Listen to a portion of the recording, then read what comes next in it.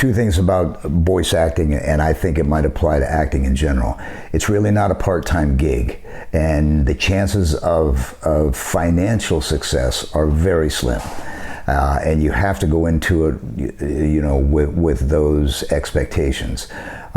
It can be extremely rewarding. One of the things I most love about voice acting is that every gig is different, so you're constantly, sort of fine-tuning your craft to suit the various gigs you may come across. But it's not an easy profession to get into, and probably harder now than it ever was. But having said that, if you live in a city, usually a bigger city, and especially a LA or a New York or even Chicago, who has some voice acting workshops that you can find your way into, that's one start.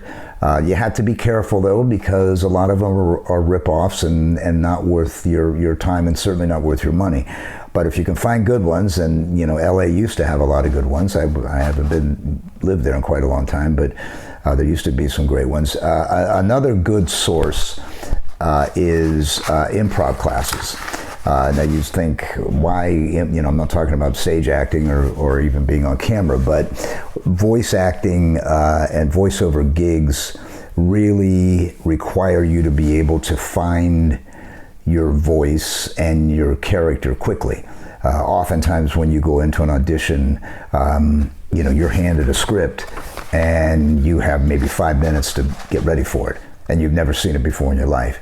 So you need to be able to find who the character is that you're trying to do, whether it's in a video game or it's, selling cars.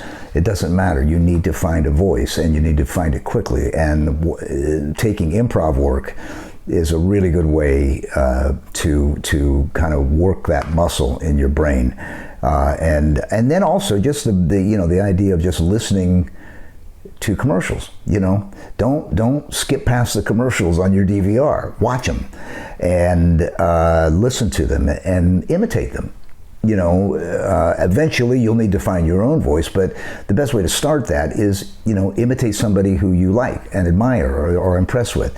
And then slowly but surely you'll find your own voice and be able to proceed from there. So if it's video games, or if it's commercial work or narration, documentaries, fine-tune that ear to listen to that voice and find what it is that that draws you in, because there's good voice actors. It's like everything else. There's good voice actors and there's bad ones or mediocre ones. What makes the good ones good?